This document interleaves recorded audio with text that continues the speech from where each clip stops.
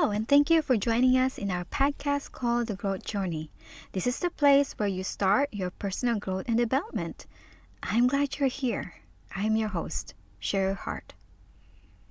We have a great topic today about connecting with people, and this is one of my favorite topics.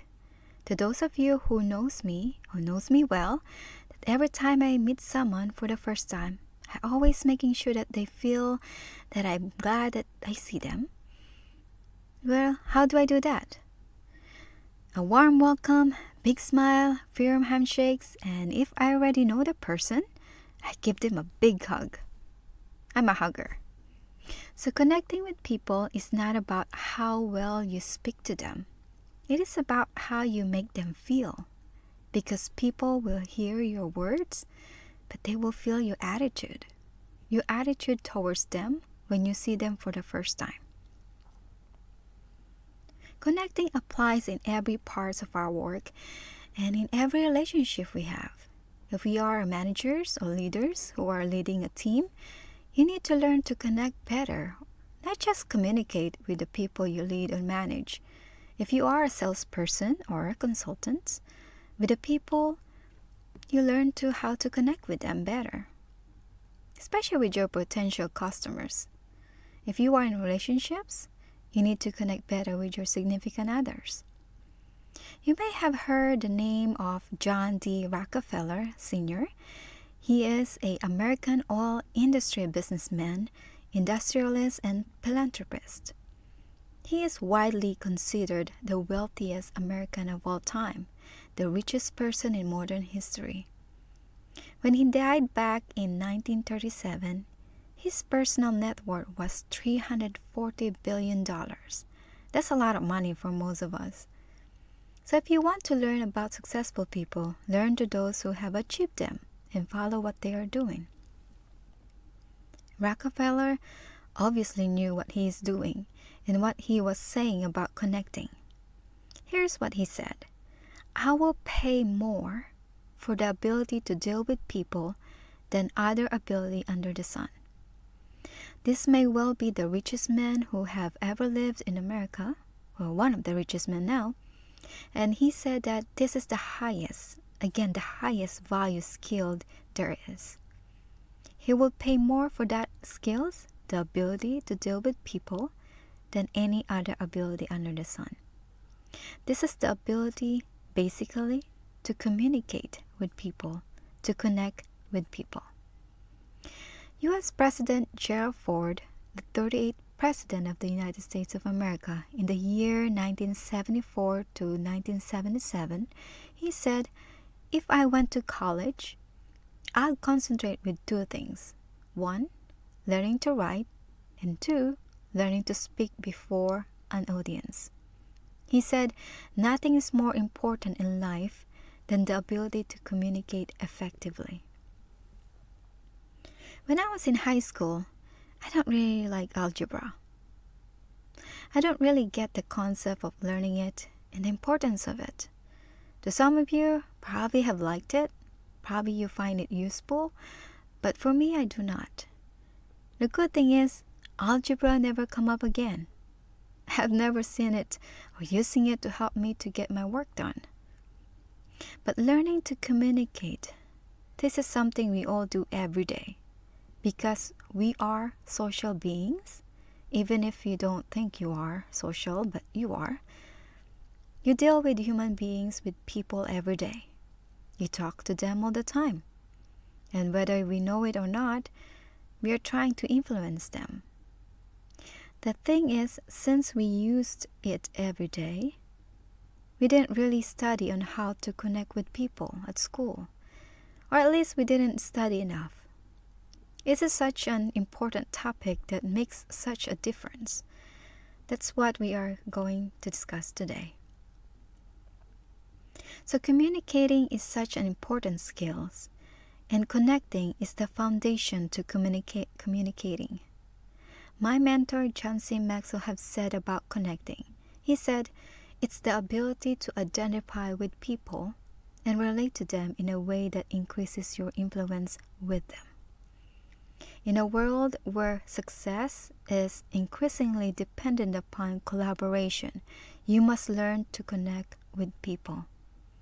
It's a common misconception that certain people are born with the ability to connect with other people.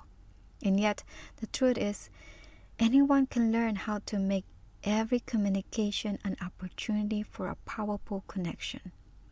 Most people don't give any thought whatsoever to developing their ability to connect, either because they don't see it as a skill or they don't see the importance of it. So let me ask you this. Do you want to improve your marriage or your relationship? Well, connecting better will make a huge difference on that. How about promotion? Do you want to get a promotion? Well, you need to connect better with your boss, or your customers, or your peers, or your team. How about, do you want to improve your relationship with your friends? It's all about connecting. Here's the truth. We need people. You and I cannot do anything on our own in today's world. We need to be able to connect and influence other people to succeed in this world. The friction you experience in your day-to-day life comes down to leadership, connecting, and influence. So let me take a pause for a minute. When you hear me say leadership, I'm not referring to a position or a title. In today's generation, leadership is becoming a buzzword. You hear it all the time, anywhere, everywhere, in a meeting, in a conversation, candid conversation. But most people don't really understand what leadership truly means. Similarly, when the management was a buzzword back in 1970s or 80s, that they thought when someone get a promotion, a position, a title, they instantly become a leader. My mentor John C. Maxwell have taught me that leadership is about influence. It is not about a position. It's who you've connected with and made an impact one way or another. We will go into this in great details on future episode on leadership, so stay tuned with that. So going back to connecting, these are absolutely 100% a teachable skills, which means you and I can learn how to connect. And you and I can learn to lead.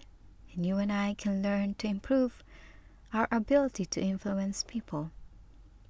One of John Maxwell's best-selling book called Everyone Communicates, Few Connects. So feel free to look up in a bookstore or Amazon to check out this book. And you're gonna like this. He lays out a powerful learning system which is split into two parts. 1, connecting principles, and 2, connecting practices, in which we're going to discuss a couple of those today. And when integrated and applied, these lessons will help redefine and reinvent your personal, professional, and family relationships. You don't need to understand why the techniques of connecting work. You just need to understand the principles that underpin them and then apply them. So one of the principles of connecting is, feel free to write this down on a piece of paper. So one of the principles of connecting is connecting increases your influence in every situation. So according to Harvard Business Review, the number one criteria for advancement and promotion for professionals is an ability to communicate effectively. So connecting is the ability to identify with people and relate to them in such a way that increases our influence with them. Some people connect intuitively. They have a high interpersonal intelligence. They seem to value people automatically. Others recognize connecting as important, but lack the tools and technique. They need to learn to do what others do intuitively. And some people don't recognize connecting as important at all. They think they can do it on their own. So I will share with you a little bit of background of myself. Majority of my background in career is in sales. I have been in sales for more than 25 years.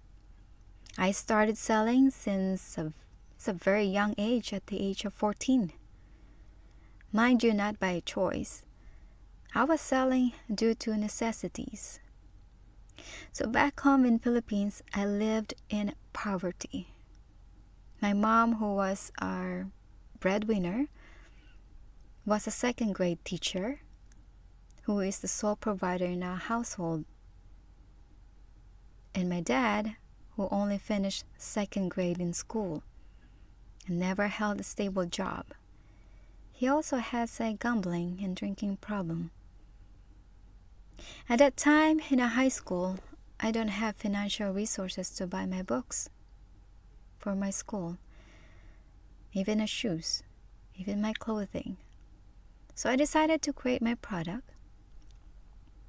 I was making candies to sell to my friends and classmates.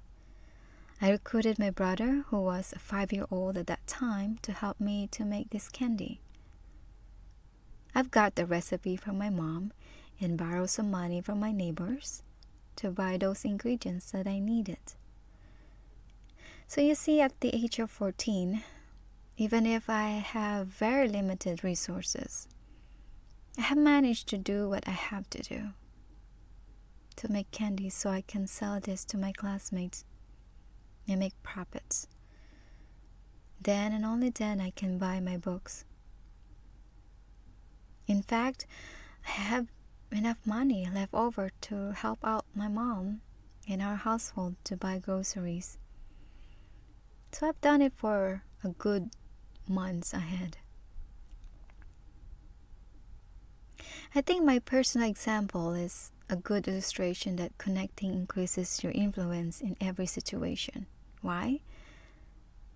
Because my neighbor had trusted me to lend me money so I can buy the ingredients that I needed.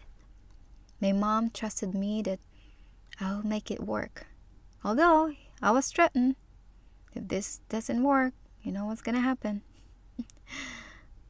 Then my classmates know me well and trusted my product and bought it. In all this, I was able to change my situation in that moment.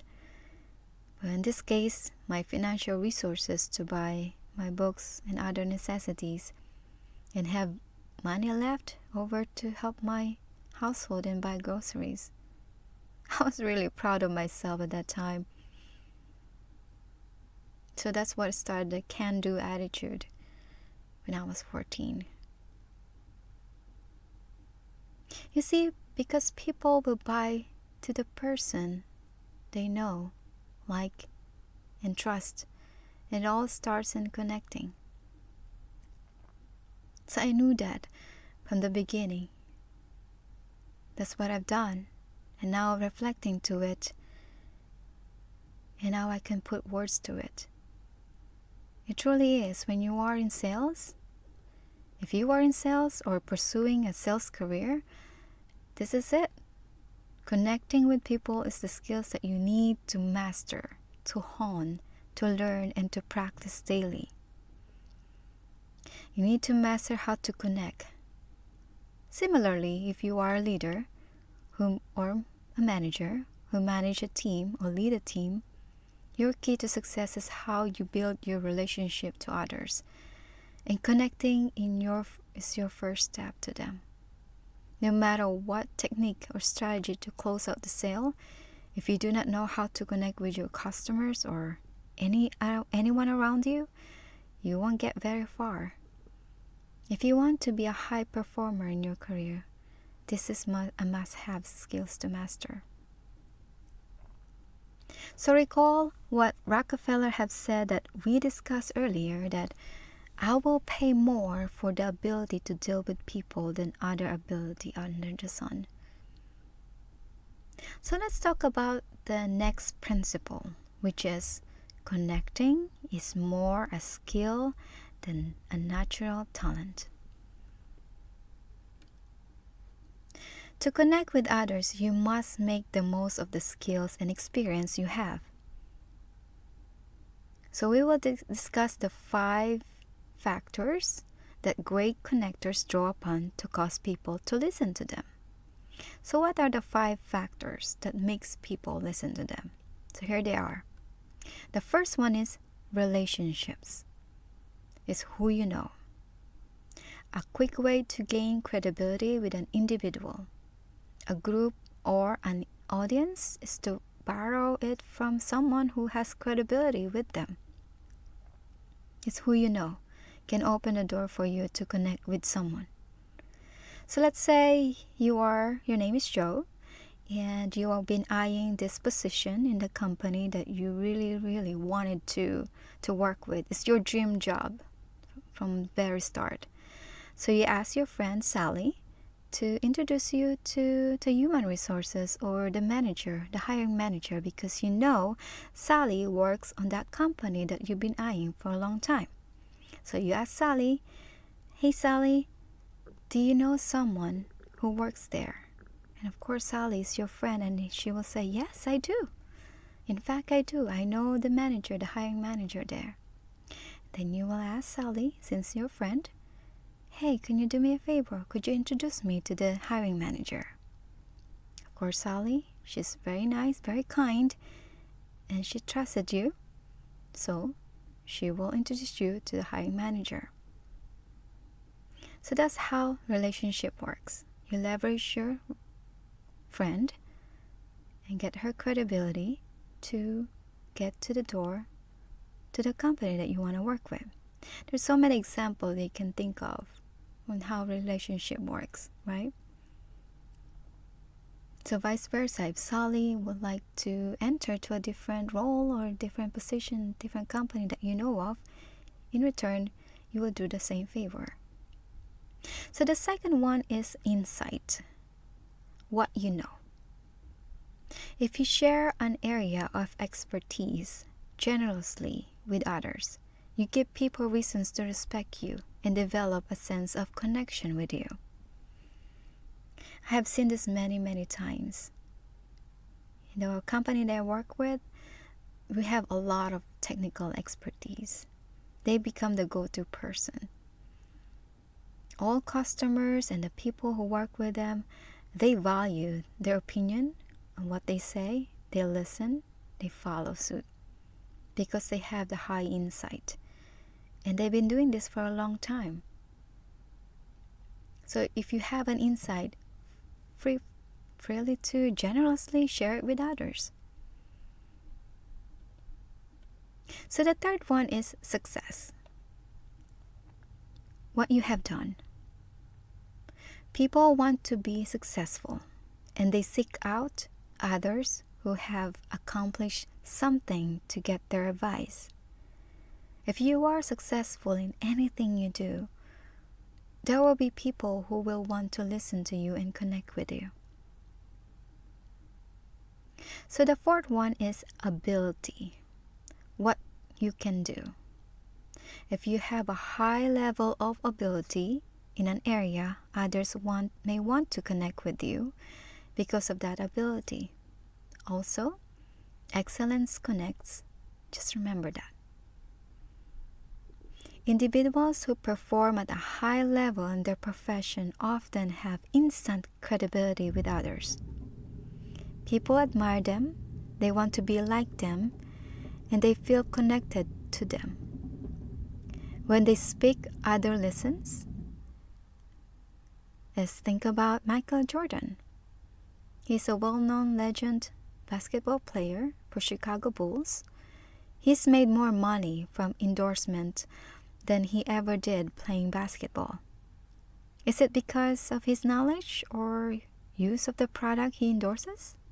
No. It is because of what he can do with a basketball, his ability, his talent, his skills, his mastery of a basketball player. So the fifth one is sacrifice. How you have lived.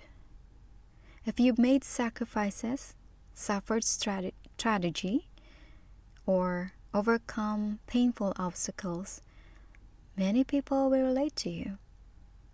And if you have been able to remain positive yet humble in the midst of life's difficulties, others will admire you and connect with you.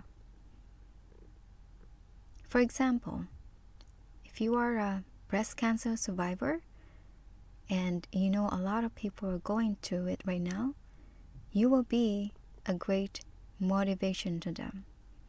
You're going to be a great inspiration to them. So what you do then, you tell them your story. You tell them your journey. How you get through that. How did you experience pain?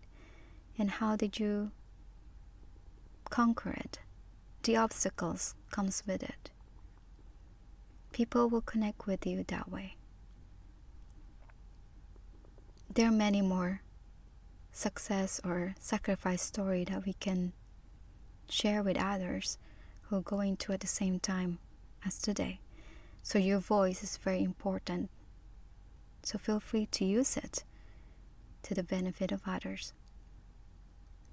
So these are 5 connection factors are just a beginning. So you probably think of other reasons people connect with you. So again, the 5 factors are: first, relationships, who you know. Second, insight, what do you know? Third one is success, what you have done. Fourth is ability, what you can do. And the fifth one is sacrifices, how you have lived. So the point is that you must take whatever you have and use it to connect with others. The more factors you have and the better you become at using them, the greater your chance of connecting with others or with people. You must play to your strengths, always in your strength zone. Develop your own style and cultivate whatever skills you can in order to connect with people. So develop the skills of connecting. And how can I develop my skills of connecting? Probably you ask. So you start with learn to value people. Learn to value others. It will take you out of the center and place others at the center. So now let's take a look at practices that can help you connect better. So I used to think it was all about being the best, right? So let's say you lead a team or you want to lead a team. You have to be the best so they can follow you.